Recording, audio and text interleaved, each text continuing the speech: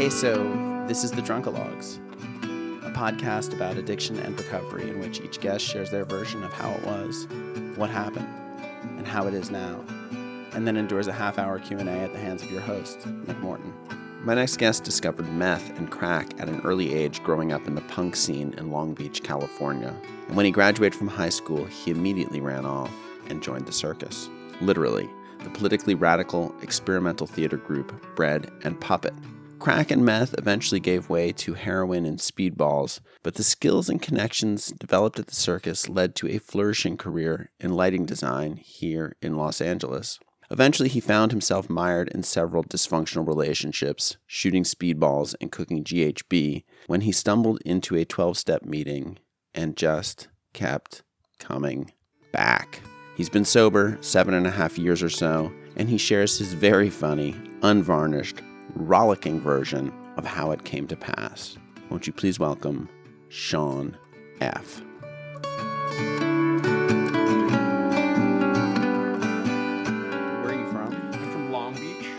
Long Beach here. Long Beach, California. Place right here. Yeah, wow. I was born in 68, so I got to, as a child, see a lot of pubic hair and stuff. That's when we still had that. So wait, and how long have you been sober? I had 7.5 years, right. And then when the pandemic hit, I was so excited for the end of the world, and this Dionysian thing kicked in. Sure. And I made this decision, like, I'm going to grow some weed. Right. And when it flowers, I'm going to smoke it, and blah, blah, blah. But I'm impatient, and right. I was like, well, that's going to take a long time, right. so let's have some wine. Right. In the meanwhile. And the wine was fantastic, right. And I could control and enjoy it. Yeah. But then it's this progression, and I had no idea that I was an alcoholic. I'd always known I was a junkie. Right. Because I spent 30 years putting needles in me. Yeah. But I had no idea about the alcoholism. It had been there in the past, but it sort of inhibited, my being visibly high. Right. It interfered with the level of psychosis I was addicted to. Right. Dulled it. So pandemic, I make a conscious decision to start drinking. It wasn't like right. suddenly it drinks in my hand. And I was like, I'm going to learn how to enjoy wine. Right. I'm going to learn what wine is. Bling, bling, bling. And then in about a year and a half, it had switched to like a big gulp cup, right, filled with Four Loko, and then 2 buzz balls in that. So we're talking like 50%. I don't know, because right. I'm very efficient and economical, and that ended up from wine in the garden with my friends to this huge, disgusting big gulp in a 40-foot boom lift. Because I can't get a DUI because I'm in a boom lift. Right. Preposterously insane. And I was choosing I would purposely wait for rush hour so that I'm only going 2 miles an hour. Right. And I could drink a lot right. before I got home. Because there's that thing, like, I wanted to pretend I was just starting to drink when I got home. Right. So that was cool. Yeah. That's how it. And how long ago was that you then 9 stopped? months ago. 9 months to the ago. day. Right. So, all right. I'm just sort of curious because inevitably, like, people tell their story and I get confused along the way, and I'm like, well, where are we? So you grew up in Long Beach. Are you an only child? Yes, and I was what was back then was called a latchkey child. Right. My mom, she raised me on her own, worked, and I was sort of handed over. There was a property in the front with these freaking hillbillies, and I was sort of under their care, if you could call it care. Right. The dad had smoked so many cigarettes that he had the hole in his throat in the machine, and when he would laugh, he'd go, It was this horrible, fabulous thing that he would do, and they had a 12-year-old daughter who was quote unquote my babysitter. Right.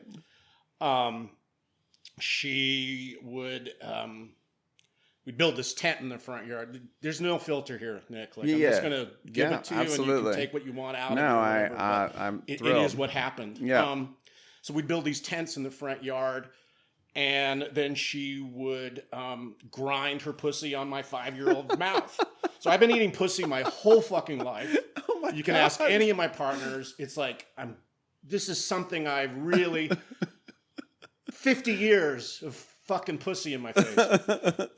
And I remember too, like when her pubes start to come in, and it was like really, it's like stubble on my lips. So yeah, there was that.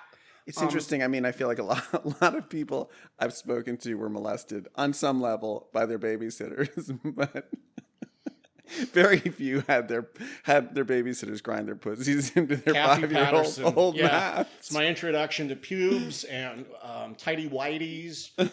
I also remember like the cotton from her toilet paper starting to stick to the pubes, and then I got little balls of cotton in my mouth. Very vivid memories of this. And honestly, I think I enjoyed it because it was attention. Sure. I mean, it was like somebody was actually engaging with me. Because my mom was, very... my mom's like a non-mom. So pretty feral in a lot of ways. I was raised by those around me or those I gravitated to. And is she an addict? Who? Your mom. Kathy? Oh, Kathy was my babysitter. My mom, no. She's not. Right. She is not that. Right. And so and so then when do you end on having your like first drink? So across the street from my house there was like these Hessian kids, and they introduced me to weed really quickly. I must have been like 13 or 14. Right. And then I grew up in the punk rock period of time, and if you were a punk back then, you drank like 2 40-ounces in 10 minutes and then hit the show. I don't remember any of those fucking shows at all. I remember getting punched in the face and a lot.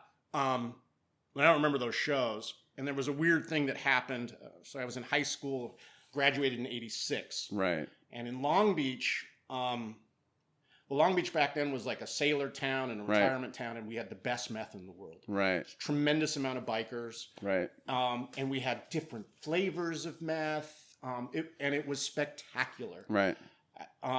So I started doing meth in high school. Right. And I had this little picture of Jesus, and I would give him little white mustaches and little white eyebrows and little white beard, and I'd snort his face up. Right. And I would actually at night set that up so in the morning I could snort some Jesus. Wow. And so there was this weird thing that happened. The meth was there. I love the fucking meth. And then one day pot disappeared from LA. Right. It just vanished and crack took its place. It was the beginning of the crack epidemic. And it was literally like overnight. Yeah. We're like, oh, well, let's smoke crack. Right. And at first we were all smoking it like we were smoking weed. We'd all go over to Phil's house or whatever, and we'd sit together and, pass the pipe and smoke crack. But, crack's funny. So after a while, you're like, that pipe is taking too fucking long to get to me. And I'm also noticing that I'm expelling smoke that I could be saving. Right. So suddenly it's like leisurely, socially smoking crack. Then we started using toilet paper tubes. So instead of exhaling the smoke, you blow it into your friend's mouth. Right. So there was no smoke in the room. Right. Don't let any go to waste. And then this, the progression was hysterical. And it's like, well, I don't want to fucking share this with you. Right. So now we're all smoking crack and blowing it into a bag so we can hyperventilate. We're always been efficient. Mm. So now there's this room of weirdos smoking, and then of course we're smoking our own pipes, and then eventually you're just alone smoking crack and blowing it into a trash bag, and and what's the progression from like time wise from like I'm experimenting with crack to sitting by myself in a crack house. Drugs were like for me it was like discovering pants. Right. Like all of us, I've been naked in the desert, and then you gave me some drugs, and it was like, holy shit. Right. I'm never not wearing pants again. I will never, ever not wear pants. And for me, there was never a single day sober for almost 32 years. Right. Not one day. The idea of it was so horrible, distasteful, and no. So I would do anything I could find, no matter what it was. But I really gravitated towards narcotics. I liked being visibly high. Right. I really enjoyed the true power of it. And were you doing crack during high school? Yep. And so what did you look like in the classroom when you're like, oh my God. on meth So and crack? I had a mohawk. Uh-huh. I had broken glasses. I looked like an Auschwitz, I looked weird, and I Right. liked wearing stripes. I kind of liked the fashion of Auschwitz. So I looked that way. I was really tiny. Really? I was really short. I was a super late bloomer. Right. Everyone referred to me as Little Sean, Uh-huh.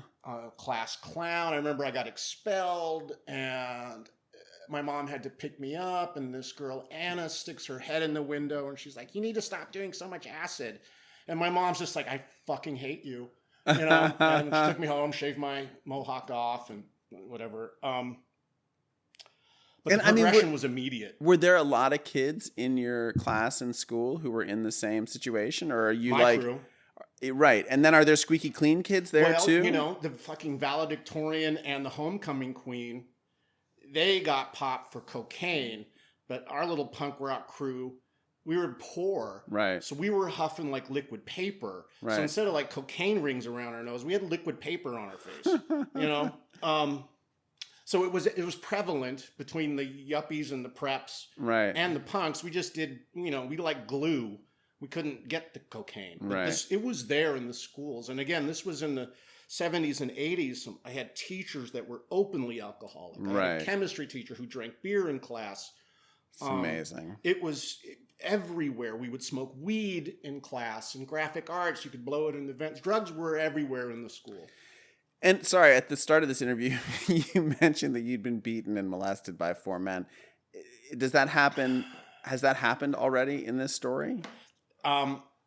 Most of that happened in those first formative 12 years. That's what I assumed. Yeah. And so were those the people who were living in the front house? Or? None of them were relatives, right. Which is interesting. One was a neighbor. He used to put his dick through a hole in the fence to have his tug on it. Again, this wasn't. I was engaging in this with them, right? But the beatings were always from people who weren't related to me, right? Step grandfathers, just other men, right? And I suppose, I've always not been comfortable with men. I've always preferred the company of women. Sure, they got tits and stuff. And not, I got nothing against dicks, but yeah. Somehow I omitted that from my consciousness for years. It's interesting. Just the idea of you've got this, whatever, you've got a babysitter who's molesting you. You have a mom who's non-present. What was she doing for work? She was an interior designer. Wow. And so during that time raising me, she had to take a normal job, and she was sort of an interior designer for a contemporary furniture thing. Her dreams were to become an architect and this whole thing. And so I was raised my entire life being told that I destroyed her life, right? That I ruined her dreams and plans and blah blah blah. That narrative was so prevalent and told to me so often, and we would get in these fights and I'd scream, I wish I'd been an abortion. Why did, this feeling responsible, but knowing that I wasn't. That's brutal. And wishing that, you made the wrong decision here. Yeah, this is not it's not my fault you got knocked up. Fucking A. I wasn't there that night. Purposely went and got knocked up to lose your virginity, to prove to your boyfriend you were fuckable. You bang a lifeguard, you get pregnant, and I destroy your life. Wow. The narrative forever. The day you turn 18, you're gone. I'm done with you. Blah, blah, blah, blah, bling. But whatever. All of that stuff leads logically to life as an addict. It's not I think also just the then on top of it being a late bloomer, it's whatever. I was sort of a late bloomer, so whatever. I found a lot of chutzpah just in the amount of drugs and alcohol I could do. I may look like I'm, a waifish little guy, but actually I can just about drink or drug anyone in the room under the table. Absolutely. I'm an Olympian drug user.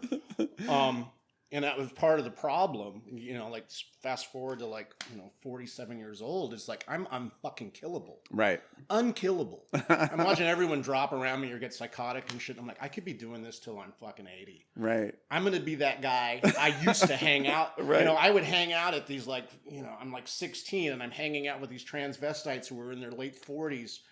And we're smoking crack out of these really complicated pipes.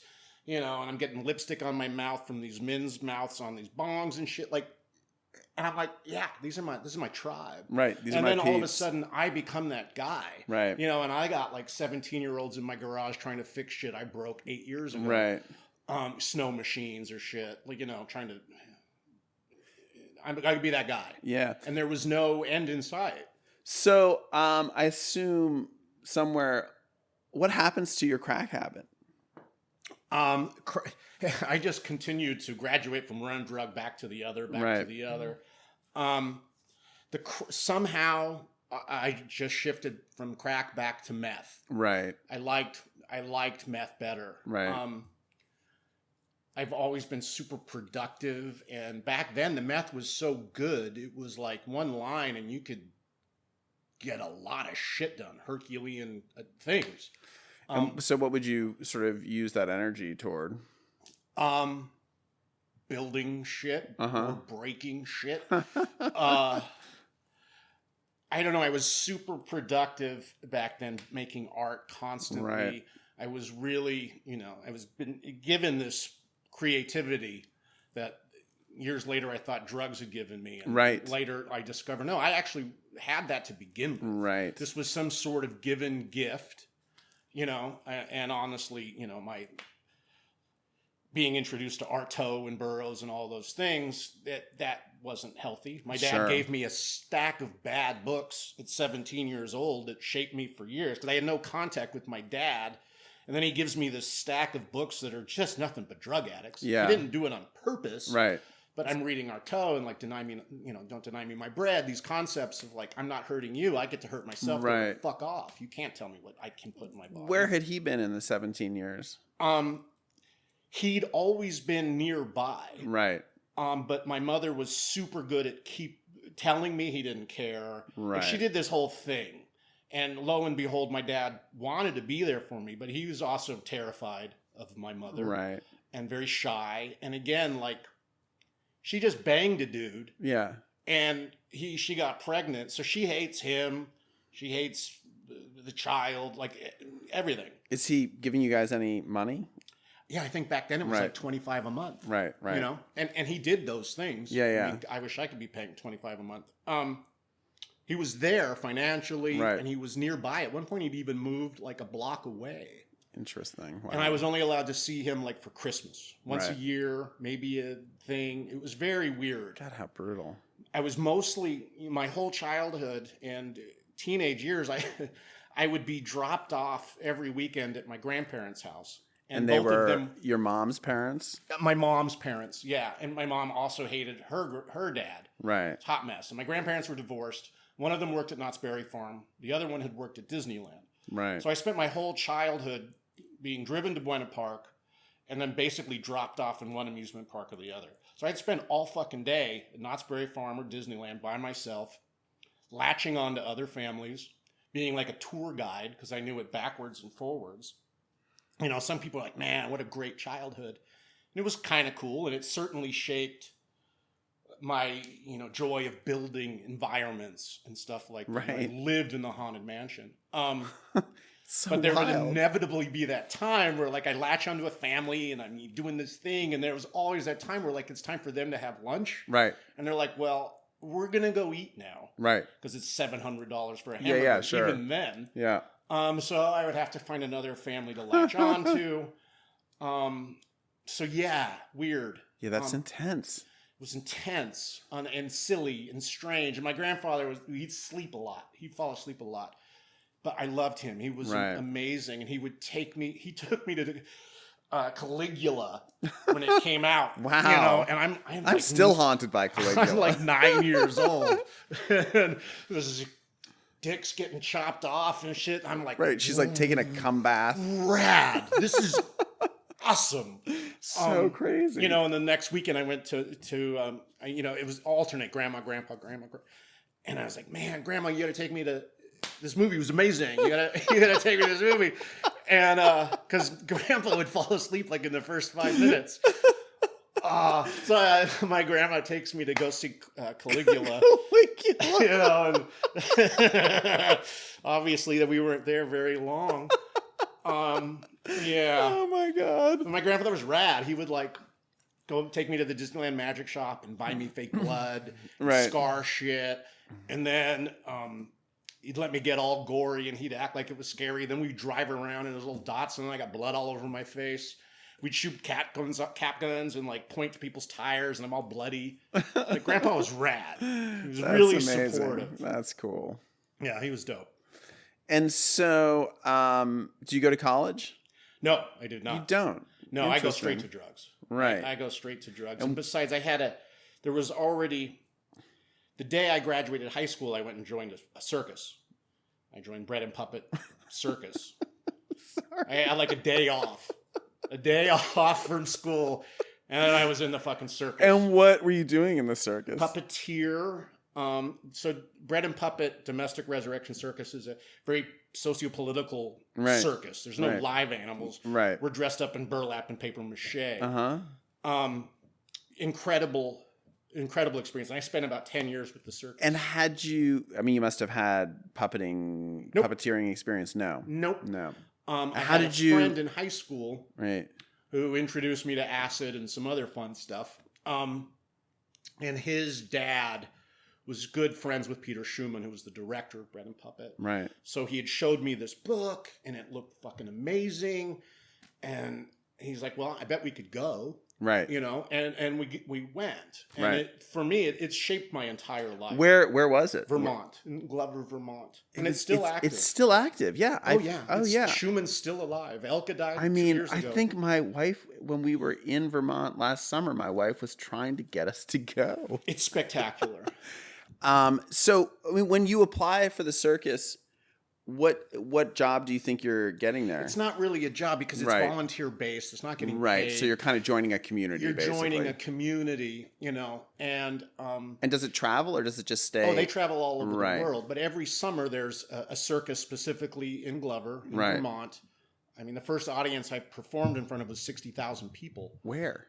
In Vermont, in Glover. Wow, so people would commute. 60,000 people. And back then, so it was a natural amphitheater. It had been a gravel pit that became an amphitheater. And when the way it starts is the first month, there's sort of a core group of puppeteers. And then come even show day, we're bringing in hundreds of volunteers to fill in these costumes or these puppets are massive. There's the Godhead that takes 100 people to carry and move. Wow. Some of the most powerful, spectacular moments I've had in my life were because of Bread and Puppet. It shaped my whole future. Every job I've gotten since then is because of you've been with Bread and Puppet. Right. And it taught me how to make things out of garbage. Right. It taught me the concept of cheap art. Right. Anonymous art for the masses. It really shaped how I look at art and the world and everything else. It should be free. It should not, Bread and Puppet. The idea is that theater and bread are a necessity for the masses, freely given. Amazing. Because the circus is free. Right. There's no money to be... How does it support itself? Donations? Through donations and through, we make banners and posters, but... Swag. People buy stuff from the thing, right? And again, very cheaply priced. There is, cheap art. Cool. $5. And you stay there for 10 years? I would go back for summers. Some summers I would miss. Right. Some summers I would hit. And often it would be where I would kick dope. Amazing. Because I'd have to leave. I would have to go kick, and every year go back and pretend I caught a flu on the plane. Right. And how many, and was it the same sort of community coming back together every summer? Oh, absolutely. There's a core group that freaking lived there. Right. Of 12. Right. And I became part of that core group. I went up in the hierarchy, so to speak. I've been one of the youngest there. Yeah. And the antics, we caused a lot of trouble, but I was very active with them. And at what point do you become the 6'5" human that's sitting in front of me now? Like 18, 19. Right. You know, when I graduated at 17, 16 and a half or some shit like that. Yeah, much later. That's wild. Yeah, finally getting laid. Right. You know, but still feeling short and small. Yeah. I guess you sort of carry that with you forever. Yeah, it's weird. It's weird. Yeah. It's so weird. And so then you would come back to Long Beach during the winters? Really quickly, we moved to San Francisco. Right. A girlfriend and I moved to San Francisco. Alcohol was prevalent during that time. It was like a 6-pack of Beck's and a 5th of Jim Beam. And that's just what we did. It didn't feel like alcoholism. It just, we're teenagers, we're partying. And immediately, because of Bread and Puppet, I got involved with the numerous bunches of theaters. And that's where I learned to become a lighting designer because of the puppetry. Like, it all just was a natural progression, again, from Bread and Puppet. Yeah, that makes sense. It's like a, just one of those, I mean, even, whatever, even I know about it. So, just the idea that like, it's got to have some currency out there in the world. Absolutely. And so kind of what happens? You you discover heroin somewhere along the way. Okay, so San Francisco, stuff starts to happen. And it's interesting, this morning's meeting, the guy was talking about his time in the Tenderloin. Uh-huh. And it reminded me of those times. Yeah. Like, I was starting to lead a double life in San Francisco. Right. I'd left Long Beach and those drugs. Now I was drinking in San Francisco. And I meet this girl named Universe Walker, this stripper. And I'm coming home from the theater about 11 o'clock at night. And she's over at like Mitchell Brothers and she screams, "Hey!" And she looks like strawberry shortcake. And I go over, and what are you doing? And end up in the Tenderloin. And there was this house that, so there was like a dealer guy who went to jail. Right. So all these hookers are using his house as a place to turn tricks. Right. So I go from the theater to this fucking crazy ass house, and there's literally needles on the floor. Right. There's needles everywhere. There's a woman, an older woman in the corner who smokes crack, and these Johns are coming in, and I would hide in the closet that had those slits you could see through. Yeah. And I'd watch my girl get fucked and watch the other girls get fucked. And there was a guy in the closet with me who was deep in his addiction, and he smelled like heroin. Right. He's scratching and everything. And I'm still fresh into the heroin and needles thing. Do you start smoking it, or do you immediately start shooting it? Snorting it. Right. I would liquefy it and snort it. Uh-huh. And there was this sort of thing of like, it hurt so bad, so it was okay. Right. There was this penance thing. Like Nick Cave talks about going to church in the morning and then shooting up in the afternoon to balance it out. Yeah. So I started snorting it, and then Universe introduced me to using the needle, and I was like, holy fuck. And again, being, I was always very, that was the way of like getting all of it. Sort of like the Four Locos and the thing, very economical, so to speak. Like, what the fuck was I blowing smoke at? Again, back to even crack. Like, why would I waste any of this? Sure. So the needle became my friend. So there was a dumpster that was downstairs from this dude's house, and you'd call up to the dude's name, but he didn't live there. He was in jail, and the girl would let you in. And there was a dumpster that was down there, like one of those big 4 tons. And it's like Universe and I would meet and fuck and shoot up in that, literally in a dumpster. It was like dating in a dumpster. Wow. One time the building next door caught on fire. It was like 7 a.m, and you could hear everyone looking at the fire and the fire trucks and the fire. And we're like fucking in this dumpster and shooting up. And it was relatively clean, open air, it was quite posh, really. So yeah, the needles came into play, and I loved them. But again, I would go to Bread and Puppet, I would kick dope, right? I would drink, then I would come back to Long Beach and do drugs. I just kept switching, right, but always staying somehow fucked up. And what ends your relationship with Bread and Puppet ultimately? Drugs, right? But also, I was gifted with always been a high functioning drug addict, right? And really pursued. I was lucky that the art that I ended up doing kept me afloat and kept me busy. Right. I became a lighting designer, and I was constantly in demand. I went to an award ceremony. I'd won an award at Variety Art, like Variety and Dramalog, but I was too high to even get to wait for the fucking award. Right. I ended up just being back in my car, shooting up in my car, living in the car by choice because more money for drugs. And are you in LA at this point? Yeah, I'm here in LA now. Left and San you're working Francisco. in theater here, right? Theater. Started doing theater in San Francisco and then brought it here. And I was really busy. Yeah. And I'm not the kind of drug addict who likes to run out. Right. I will not run out. Right. So I will work my ass off. Right. To not fucking run out. And do people know you're living in your car?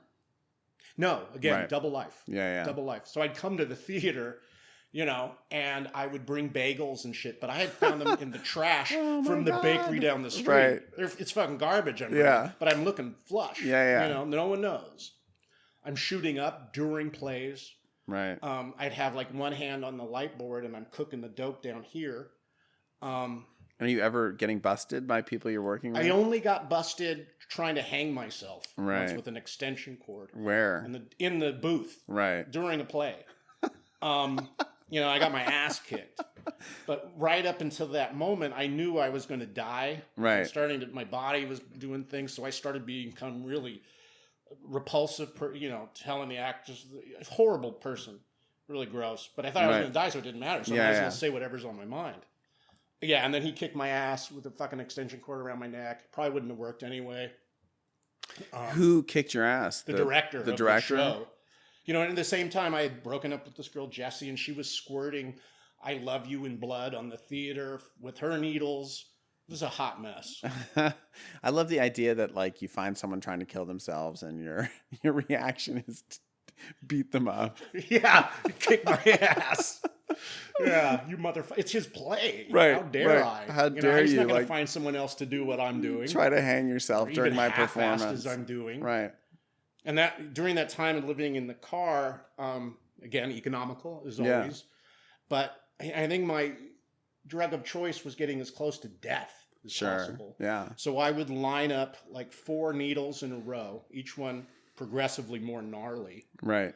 I had a ritual, again, a super ritual oriented in every way. And now I've had to apply that even to what we're doing now. Right, sure. So I'd have these needles lined up. I would make these things, these rush tapes, I called them, of noise. Uh-huh. I'd have an ice cold Coca-Cola, the cigarette ready, and the lighter. And these are speedballs we're talking about.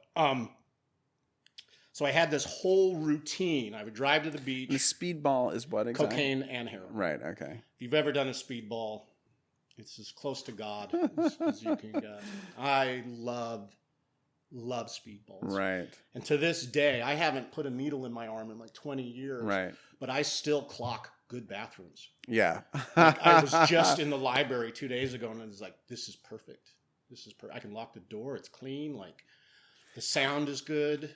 Have you seen our movie 1,000 Junkies? No. I'll have to give it to you. There's a whole montage of bathrooms in Los Angeles. I have so many clocked, It's so many. I used to shoot up in the Variety Arts Center, not the Variety Arts Center, the Cultural Affairs Department at 5th and Main, just down the street from 5th and Main, because I was working at that theater. 5th and Main back then was Pipes, Lighters, Outfits. It was dope. Right. There were balloons entering, so it wouldn't matter if I was doing it either. Yeah. And I had keys to the theater, and I would live in the building it was abandoned back then, right at 5th and Main. Yeah. It's probably posh apartments Yeah, now. yeah, totally. But I had a whole floor to myself. It was super Blade Runner. It was like pigeons and windows and shit and a piano. And again, I think I'm living the life. I'm doing this right. Yeah. When I was homeless in New York. Again, homeless was always by choice. I would hit all the buttons in New York until I got to the roof. So I'm penthouse. Yeah, yeah. Dressed weird. It's good. I got it good, you know? And 5th and Main, it was super spooky, but it was romantic. Yeah. You know? There was a beautiful romance to it. Sure. Yeah. But man, speedballs. When I was downtown, good coke was hard to come by. Like in Long Beach, the dealers started doing these things. They were called like a pica. They give you a little tiny balloon of cocaine with your heroin to get you hooked, and they were free. Right. To get you into speedballs. Right. You know? Yeah. And we had so many dealers who delivered in Long Beach, and you do this thing where you would intentionally, I'm going to kick, but the kick actually brought you more dope because the dealers are like, hey, I haven't heard from you and they're driving by and they're giving you free dope. So we learned that kicking was a way to get a shitload of dope. Right. It's rad. And we're sitting there like in our, sharing this apartment. We got needles hanging out of our neck, trying to kick. And at what point do you try to kick in earnest? Not till 45 years old. Right. I hated people who didn't enjoy their drugs. Right. I hated people who'd come to my house, do a lot of drugs, and be like, "Oh, I wish I hadn't done that." Like, get the fuck out of here. Fuck you. I fucking can't. I love drugs. Yeah. I still love drugs. Absolutely. But like I had mentioned before, I reached this plateau. Like I could do this forever. Right. And I'm banging my dealer. I get caught up in like this syndicate making GHB from Santa Barbara to fucking San Diego. GHB is what again? Well, some people like to call it the date rape drug. Right. I call it the fuck rape drug, really. Right. It's incredible stuff, and I was really good at making it. It's a very simple process. Right. So I'm banging my dealer. How do you make it? How do you make it? It's an exothermic thing. It's just salts and this pheronol. The process of how you feed it, and I was using IV bags. I mean, I was obsessed with medical equipment. House was full of medical equipment. Oh, you'll like this, Nick. So, there's this device used to inflate and deflate mattresses. Yeah, I have one right okay, here. So I can teach you how to get your dick sucked with that thing. So I had one of those things. And I'd hooked it up to like this dick. I made a dick pump out of, because I'm always making shit. Right. So I make this dick pump out of like a clear plastic tube.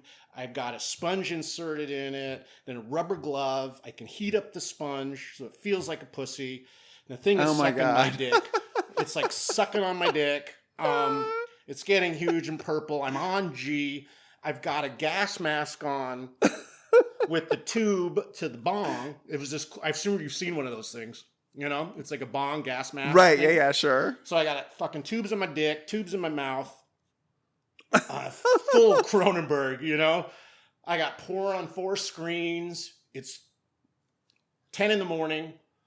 And I would pass out with this thing sucking my dick. And wake up in tremendous amount of pain. I bet. I must have looked so fucking insane. I mean, that was sort of the height. Did anyone ever walk in and be like, shh? No, I would walk out, dude. Right. I would go outside. I was super into G is funny. People on G there's certain quirks. Right. We call it fishing. Everyone has their own. I like putting stuff on my head. Right. For some reason, some people roll around in a circle or slap themselves. It's fascinating to be in a room full of people doing G. Right. It's really interesting. My thing was pouring red paint over my head or stacking clothes on my head. Right. So I'd pour red paint on I was obsessed with red paint because I look like Hellraiser. Yeah. And sometimes, pentagrams and 666 or just paint. And then I'd often end up away from my house with red paint. Right. And I was like, what the fuck is this guy happening? And I thought it would be I was painting those red X's from the bubonic plague on my neighbors' doors and shit. In an endless living amends to my neighbors. Yeah, so G was that was the very end of my drug career. There Right. had been all kinds of, you do it for 35 years or whatever. I don't even know how many years. You're going to have there's going to be a lot of incidents of like, holy fuck, what the fuck, Yeah, how'd I get here? I was working Don Henley's wedding, and it's like, I'm fully fucking addicted, and I'm still doing all these events, and I'm in the porta potty, and it's like 120 degrees. Yeah. And I dropped my rig on the floor in the fucking porta potty. It's like shit and piss. Right. And, I look at it and I fucking wipe the needle off in my pants and stick it in my arm. Right. Like, this is what we do. Yeah, And I can't go out there without it. Yeah. At that point, my name had become Where Sean. Uh-huh. Because Right. I was barely around. There were so many. And I think I shot up like 15 feet away from Nancy Reagan. Right. She's where you're sitting and I'm in the bathroom. Right. At the inauguration of the Ronald Reagan Memorial Library. Wow. And I'm christening that place with fucking speedballs. My boss had given me like this Bill Blass suit. This back when suits were silver. Sure. Kind of disgusting. Yeah, shiny kind of thing. Shiny, Right. Duran Duran-y looking fucking thing. And I'm shaking Nancy's hand. I can see the blood starting to come through the cot, Right. And I'm like, and for me, this is as good as it gets. Right. This is incredible. I think the more degrading and weird and depraved and degenerate things were, I've always worn those oddly as a badge of like awesomeness. Like, yeah. Fuck yes. Yeah. The inauguration of the Reagan, here she is. Right. Just say no. Yeah. And she's shaking hands with an active high junkie. Yeah. That is as punk as it fucking gets. I don't disagree. So dope. Mrs. Carter's in there. It was like a luncheon for first ladies and, Nancy's friends. It's incredible.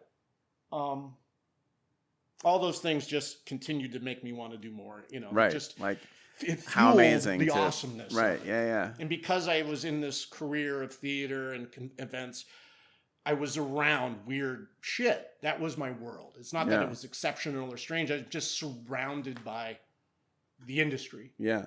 In all its forms. For some reason, the lighting company I was working for, I've done lights for Gorbachev, Farrakhan, both Bushes, Clinton, all high as fuck. Right. I don't know why I kept being put in those jobs, but to me, all of those things were hysterical. Yeah, it still is hysterical. Yeah, for sure. And so what changes? So 45, I got the Cronenberg thing going on. It's on. I'm banging my dealer. I'm dating an insane person. And I'm madly in love with this incredibly insane person who I currently have a restraining order against. Right. And there's a level of like, if I want to keep this psychopath, I gotta get sober. But there was also this moment. So I would be banging my dealer and really in love with this other woman, but I'm a drug addict, and I'm like, trying to lead a dual life, so she doesn't know. Right. And weirdly, my dealer only lived a few blocks away, and I kept finding these recovery books on the walk home, or none of them 12-book stuff, but other weird recovery books. Yeah. And I find a big book, and my first big book is filled with like, the char from aluminum, bottle stains. It's where I was hiding my drugs, was in the fucking big book. The foils, the endless amounts of foils, from smoking meth. And then my friend's brother, a guy who I was shooting up with and he did drugs amazingly. He had 2 restaurants and a furniture store. I was like, I want to be like this fucker. Right. This is incredible. He's dating a fucking lady from Hustler. He's got the life, and then his brother dies from this disease. Right. And his parents freak out, and his parents say, hey, I'm worried about you too. So at like 6 a.m, my buddy Jason calls me and says, hey, you want to go to this thing, a meeting? I'm high as fuck. Right. I'm like, something to do at 7 a.m? Fuck yeah. So we go to a 7 a.m. meeting at the Tropical. Right. And my head is completely blown. I hear people saying worse things than I've ever done. And I hear people speaking in a way I've never heard them speak. And the level of gallows humor at that meeting was fascinating to me. Right. And I was high too, so it's doubly rad. Yeah. This is, what I can go do at home with my dick sucking machine and stuff. Like I can do that any time, and my dick hurts and all this crap. It's purple and bent. So I go to this meeting, and it kind of blows my mind. I've never heard people talk like that. Plus, my world for sure was really focused on one fucking thing: staying high with people who were high. So I hear that, and then I go to another meeting that day, just out of pure as a spectator sport. Like these people are fucked. Right. So there was that window. And where was that other meeting? Also tropical? Yeah, right. I didn't know there were meetings anywhere else. Sure. And I used to drive by the Tropical and call them quitters and flip them off. Yeah. Fucking losers. I had a keychain that said AA is for quitters. Right. I knew nothing about it. Yeah. Also I was incredibly suicidal and had never identified that maybe if you didn't do all these drugs, maybe life would not be so suicidal. Right. Turned out, 3.5 years into sobriety, I ended up in a psych ward for attempted suicide. Like I've never been more suicidal than I was in sobriety. It's funny. I was telling I had lunch with my sponsor yesterday, and I was like, yeah, I think about killing myself every day. And he's like, what? When did that start? And I was like, I think when I stopped as soon drinking. as I got sober, dude. I was watching everyone in the program get better, getting jobs and, all the cash and prizes. And I was getting so psychotic, so depressed and hating this program.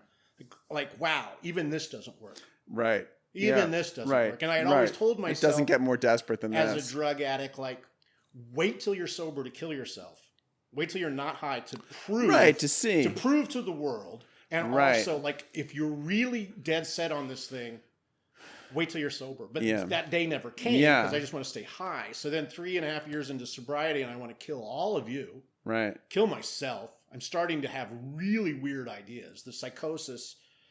Because the crazier you get, the weirder the justifications you have to make to balance it out. Right. The internet's after me. I'm so fucking crazy over here that the crazy rationality, it just gets weirder. Yeah. The divide gets wider, and it's like you're suddenly at the bottom of the Grand Canyon. It was very dark, and I started to understand this is how people go insane. Yeah. This is it. Right. And I ended up, actually, it was my sponsor at the time who, now 2 of his sponsees have ended up in the psych ward. And then he did too. Right. So whatever program he's running, right, super focused on non-duality, which will break your drug addict brain. It didn't work out for any of us. Very interesting. It was a bad program. Interesting. Yet he taught me a lot. So you go to these 2 meetings, and then what happens? I just kept going to meetings. Really? I was using. Right. I was still making GHB. Right. But I just kept going because this was such it was an activity. Yeah. Up until then, my only social life was 2 days out of the week I would go to the swap meet. Right. And that was my enough interaction with humans, and that was it. Sure. So these meetings suddenly were an activity of bizarreness. Yeah. What is happening in here? Yeah. How interesting. And then there was it's just that teeny window of opportunity that if you don't have the opportunity it's like a cuckoo clock. Like if you don't jump in there with the bird, you got to wait the whole way around the clock, and it might not work next time. So the gift of desperation. I had reached a plateau of drug use, and it was just I can't get any higher. This would go on forever. Yeah. And I think it was boredom. Yeah. I was just bored. Yeah. Sure. Of it. And seeing no future in this, I could do this forever. Yeah. And meth's cool because you can have one foot on the curb and one foot in the gutter. Yeah. I was always addicted to the lifestyle of a criminal. I didn't get my driver's license until a year ago. So I've been a walking, I was a walking felony forever. Hilarious. And then almost 7.5 years sober, I'm still driving, looking in the rearview mirror. I'm still a criminal. Me too. I mean, just even every time I see a cop, I'm like, oh, fuck. I have to flip the switch now on cops. It's like child of God, but I can flip them off at the same time. But yeah, I just kept going to these meetings. And there were enough facts. So oddly, it was my meth dealer who suggested, she's like, look, you've been talking about change or maybe quitting drugs or suicide.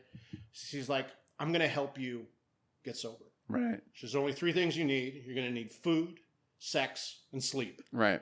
And she provided all those. She got me sober. And I was the kind of guy, like, I couldn't wean off a drug. I always had to have a large supply. Yeah. If I bought a 20 bag, I'd do the whole thing in Jones harder. If I had like a quarter ounce, I could leisurely smoke and not, you know what I mean? It was, having it there was important. And I had met an addict years ago, and she'd be able to get on and off drugs as long as there was some there. Right. My desperation was much harder when there wasn't. Yeah. So I got sober in a house with, pounds of meth. You're like, it's right, like, it's not terrifying, the idea. You're like, I can go back anytime I want. It's there. This is my decision. Right. And she did. She fucked me. She fed me. And then at a certain point, she's like, you can't be here anymore. Right. Like, you can't hang out here anymore. Yeah. God bless her. She's fucking rad. Amazing. But I was still making G. Right. I was making good money at it, and I was working at the Echoplex as a lighting guy. Right.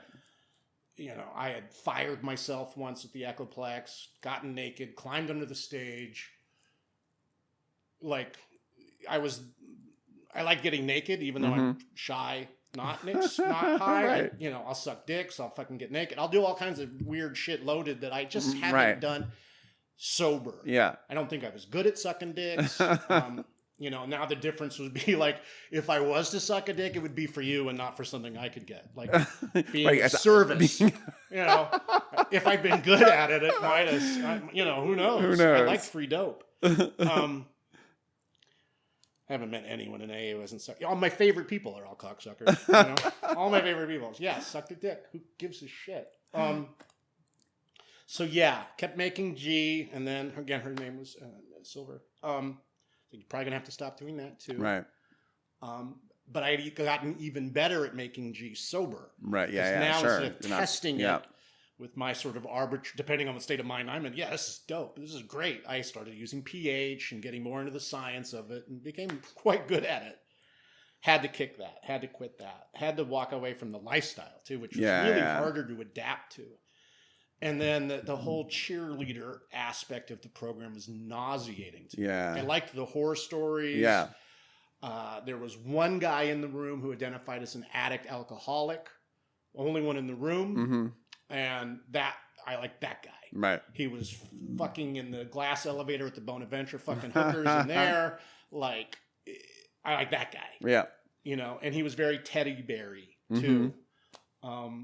I'd been his first. I'm actually this first sponsee who ever finished the steps with him, and he had done a cool thing. He's like, "Look, we do this for a year. You do the steps. A year from now, I'll buy you your first fucking drink. If it doesn't work, it's like a trick. Right. Interesting. And it worked. Yeah. But we get to that 90-day stage, and I'm feeling amazing. Yeah. And it's not that I wanted to use. But I wanted to like crash a car. I wanted to do cool, dangerous, insane shit. Yeah. To blow shit up. Yeah, sure. And somebody had taken me aside and explained to me, he's like, you're a fucking tweaker. Right. You want to fuck some shit up so you can go get high. Like, you feel sorry for yourself or like, see, this didn't work. And I was always looking for a reason that this program wasn't going to, like Bill Wilson was an adulterer. Like he makes that caveat. Unless it would harm others, or like, so he can keep fucking, other women while and Lois won't know. I was always looking for the hypocrisy or the problem or the bullshit, anything to keep me from doing something good for myself, which is continuing to be the problem. Like I have to address it. Like I hate doing things that are good for myself, and I have to flip the script of hate. I don't hate brushing my teeth. I just don't want to. Yeah. And then by hearing that voice is different. And then I can flip that voice even more. Dude, you get to brush the few teeth you have left. Right. Oh, shit. Maybe, the get to have to thing has been a game changer. Right. I get to pay the fucking IRS. I get to attack this, a tremendous amount of debt. Yeah. I get to do these things. Right. It's not my money. It's their money. Yeah. This amends process that I would have never. So the first round of sobriety, I took care of all the emo ones. Right. I made some amends too early to continue fucking Sophie. Right. You know, I read her the acceptance page. Like, all I need to change is me. Right. You're not the problem. Yeah. She went to jail, you know, attacking me with a piece of taxidermy with the horns, the antlers in my room. She was arrested in my bedroom. I love her.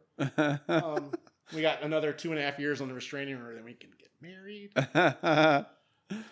So addiction to things that were bad for me as well. Yeah. Behaviors, self-destructive behaviors. I think we're inherently self-destructive on some level. At least I am. No. I mean, I feel that. Like, when you say I want to blow shit up, like, I still do. I mean, I still like. I mean, like, I'm addicted to. I mean, like, part of it was danger. Damage. You know, was just like, oh, this line of coke might kill us. You know, absolutely. Each rig higher and higher. I want to get closer to that seizure I lived through. Right. I want to see God. So, and God to me was like this black obsidian death. I still feel it regularly. Like, oh, I want to, like, oh, it's not all the time, but like, oh, I want to go out and, like, you know, it's night. Let's get in trouble. I can't drive past a semi without wanting to swerve into it and right. see the sparks. And I contemplate, I wonder if I'll roll. Will I hit this car next to me? I did it on the way here. I'm always on right. that tip. And now, you know, like the last 6 years here in sobriety and also not, now I chase tornadoes. Do you really? Yeah. I try to get as close to I used to say that I want to see tornadoes. Right. But that's not the truth. Right. We like getting, you know, so there's a car full of 3 alcoholics with various mental illnesses. Should be a TV show. Sure. You know, 3 alcoholics, 1 bipolar, 1 ADHD, 1 just psychotic. And we're chasing tornadoes. Right. Wow. The car is a hotbed of activity and program. You want to work your steps, do it in, you know, 18 hours a day in a car full of people that, you know, alcoholics. But yeah, I chase tornadoes. That's because I still need that high. Right. And what do you do for work these days? So a lighting designer forever, got right. sober, continued working at I got sober while working at the Echoplex, right. As a lighting guy. I was the house guy, getting drinks poured all over me. And it was helpful to suddenly, well, for one thing, I discovered I wasn't the only sober one there. Right. And they were all like, well, we've been waiting for you. Yeah, sure. We've been waiting for you to stop getting naked at work. And suddenly I felt this power in this community of like, oh, shit. Wow. This is cool. That's cool, yeah. And it was really, really hard for me. Sobriety was really hard for me. Right. It came very slow. It's still slow right. for me. Some things are really difficult. It just was hard. Massive lifestyle change. Yeah. But I got sober in a bar. The only quiet room there was the liquor locker. Right. But again, I was a drug addict. Yeah. I was not an alcoholic. Yeah. I didn't discover I was an alcoholic until the pandemic. Until the pandemic. I had never understood the controlling and enjoying your drinking. I never understood, my sponsor now just asked me that simple question. And now I can ask other alcoholics that same simple question. Can you control and enjoy it? Fuck. Can't. Yeah. And the obsession of the mind. I didn't know any of those things. As a drug addict, I need heroin before I will die. Yeah, totally. Alcohol, and I used to tell people, you don't need a drink. You just want one. Yeah. Well, I'm fucking hitting the meth. I didn't understand that. And I didn't like it either. And as a junkie, I had learned years ago, why wait till 5 to shoot up? Shoot up, I'm snorting Jesus right when I wake up in the morning. So the same thing happened very quickly with alcohol. Right. I was like, well, why wait? You're going to get drunk anyway. Yeah. And then the progression and all of it and the sneakiness and the hiding of it. And my poor girlfriend thought I was like cheating on her. Right. But what I was really doing was sitting in the parking lot at John's, drinking and playing solitaire. Like the life of the alcoholic is just so pathetic. So sad. I'd lost my rock star image. I quit working in a nightclub. I was doing this other job that isn't artistic or creative. was great money, but Right. it wasn't what. And that ego has been difficult to deal with. That I'm Yeah, no longer sure. the artist. That I'm just a worker. But I think that's important. The leveling is important. And so what brought you to your knees the second time? Like what was the episode that we were sort of like, okay, I'm actually, oh wow, I am an alcoholic and I'm gonna get like, sober. If you've been sober for a while and then you go out, yeah, it really sucks. I bet. Because you're like, for fuck's sake, you can't erase the AA. Right. You know? Yeah, it's there. And there's a lot of things that are, to me, are a little goofy about AA. Like, I still have those 7.5 years. They're deeply in of me. course. I look at it as like I took a 1.5-year holiday. Yeah.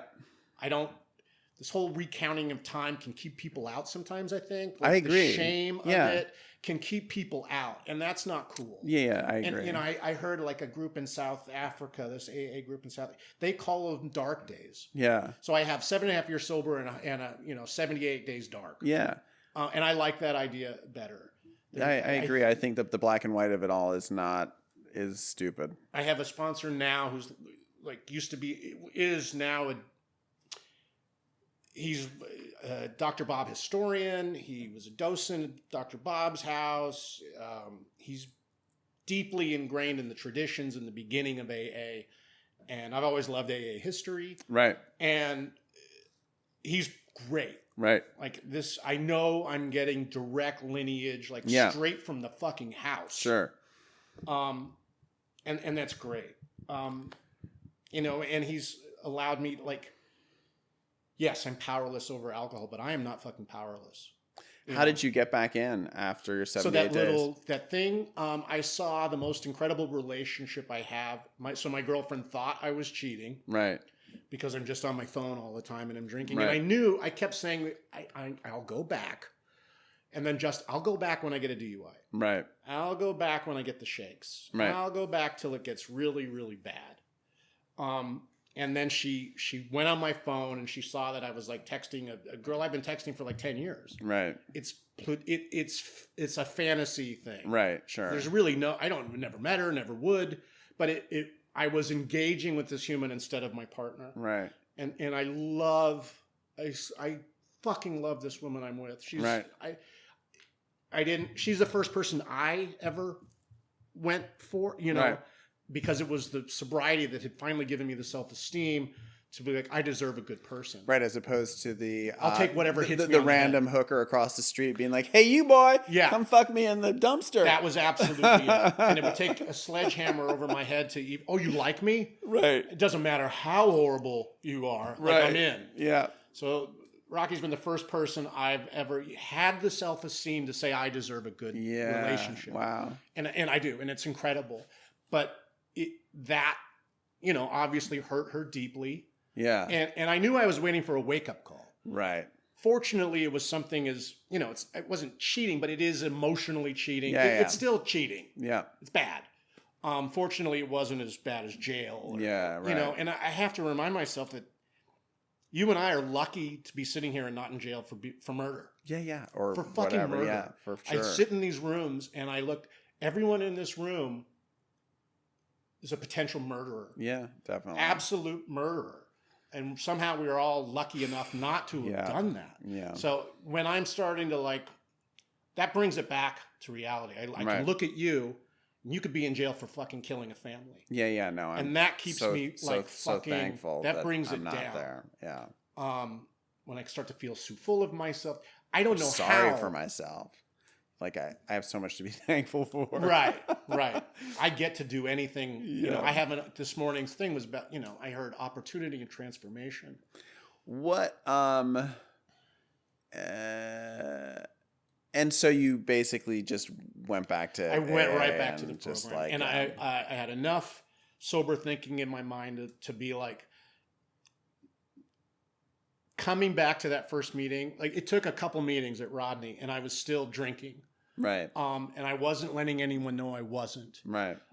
Because people hadn't seen. I stopped going to AA I did 6 years, and then the last year and a half of being sober, I stopped. I did the thing. Yeah. I did the thing.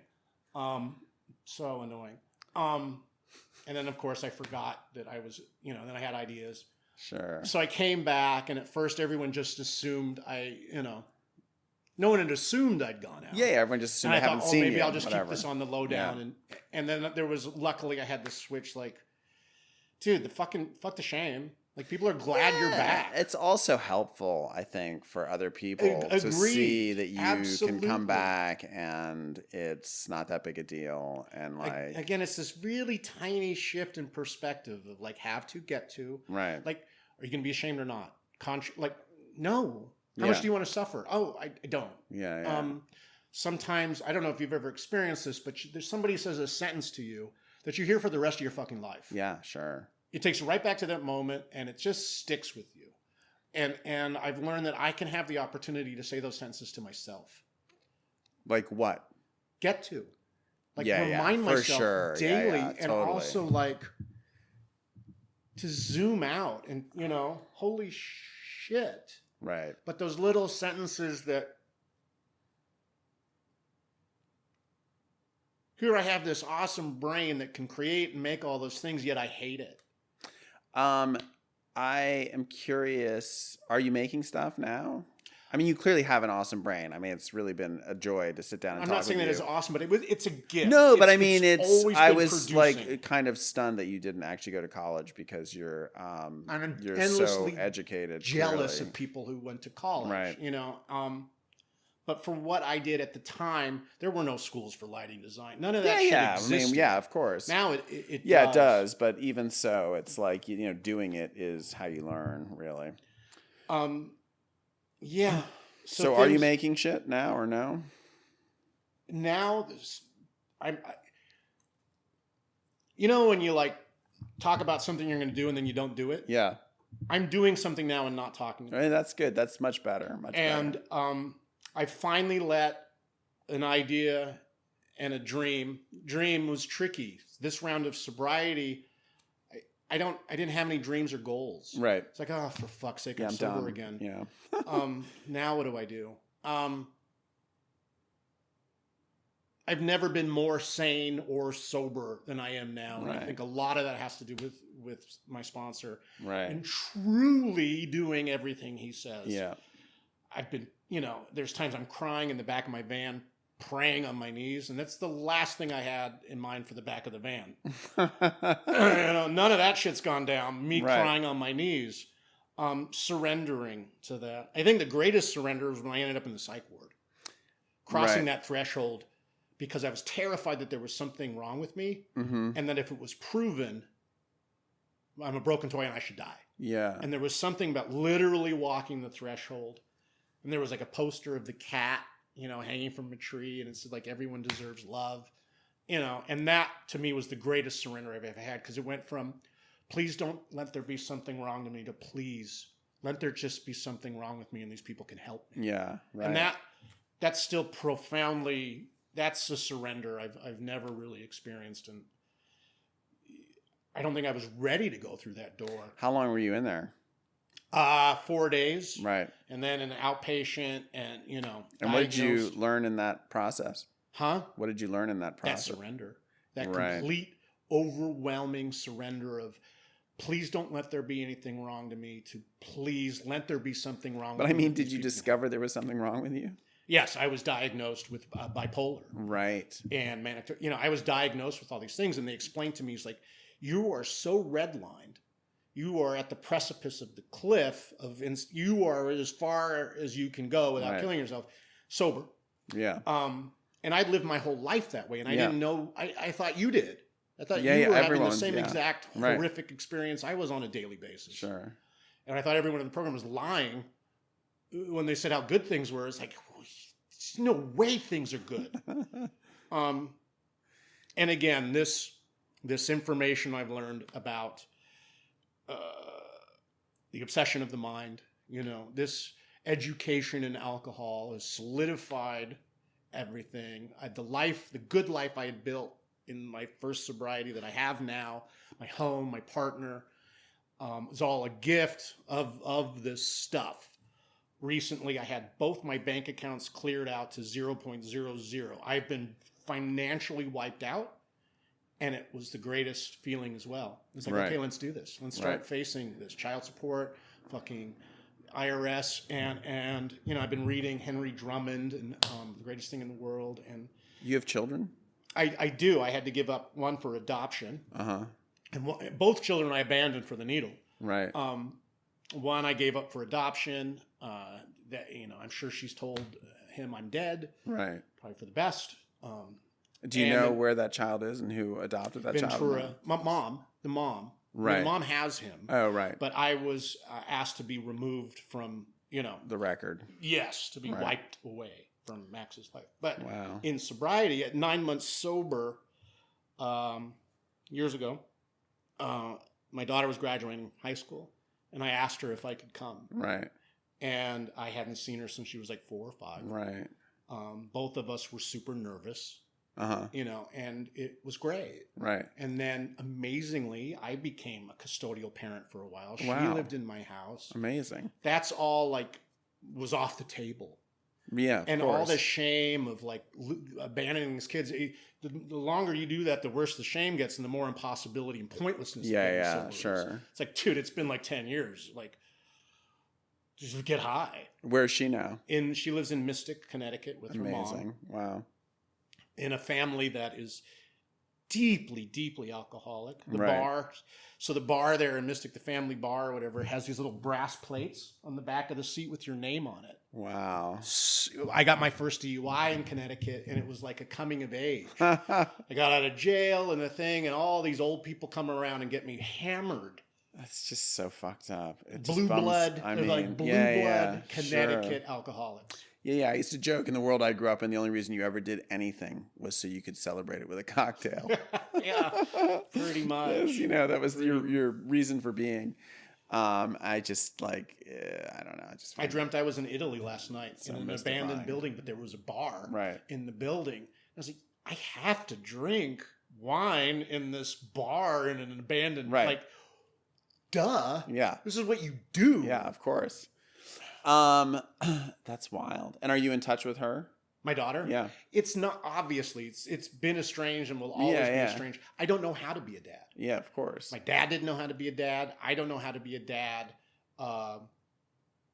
It's unfortunate, but obviously we have a relationship now. That's good. She has her own life. Right. We all, I was raised without family in a way. Right. It's not cool that I'm carrying that over, but there's a lot of shit I don't know how to do. There's only so much you can do. There's only so much. What about your own parents? Are they still alive? My again, unkillable. My mom is still alive. Dad is still alive, and my dad's really good at drinking. The only DUI I ever got was walking home. High functioning. He goes to the bar. He counts his straws. Where does he live? In Cambria, in Morro Bay. Oh, nice. He walks to the bar. And where's your mom? In Long Beach, still in the same house that I was raised in. Wow. Do you go back there at all? I try to, again, in this program, I learned boundaries. Right. I learned that I can get up and leave. Mm-hmm. I've learned how to say no without anything behind it. Yeah. Just the word no. Yeah, sure. Terrifying for anyone. If you haven't done it, it's terrifying. Yeah, I think it's with Sarah Silverman who was talking about this and how she's like, no is a complete sentence. It's incredible, but terrifying to do without some sort of disclaimer. Right, explaining why I'm saying no. So that, we can continue. Yes. So I can now have boundaries with my mom. I made an amends to her. I also told her about the abuse that I'd been carrying around my entire life. And I was able to do it without blaming her or anything. You weren't there. You didn't have an opportunity to even be there. Right. And of course, it's interesting to me. It's like some things are so incredibly hard, yet it's only using a couple of muscles in my jaw it's not hard. It's not like I'm trying to, dig a hole through concrete. Right.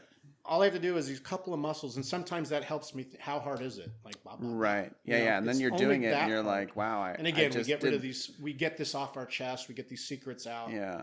And we're free of them. Yeah.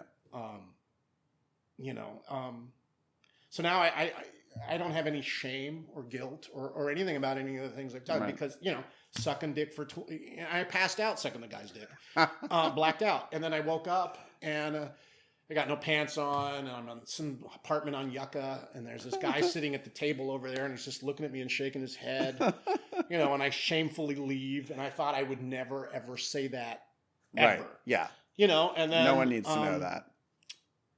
And then I did. Yeah. And then I was at a meeting and I fucking shared it. And you have no idea how many guys came up to me afterwards and were like, I've done that too. So many dudes. There's no shame in it, and again, it's like oddly, even what these things we're talking about are being of service to people who might think. Yeah, I mean, there's this other thing. I don't know. It was like in the Mr. Rogers movie where he's like, that was a beautiful film. You can speak it, it's human, and if it's human, we can deal with it, is the sort of gist of it. And like, yeah, I mean, it's, within the range of human experience and behavior. We're human. Yeah. This is what humans humans do. This is what humans do. And this is what humans do on drugs. Yeah. Yeah. Cool stuff. Well, Sean, thanks. I mean, this has been fascinating. Really I had no idea what I was getting into, but it was really like loads of fun and super interesting. And thanks for coming in. It's really awesome.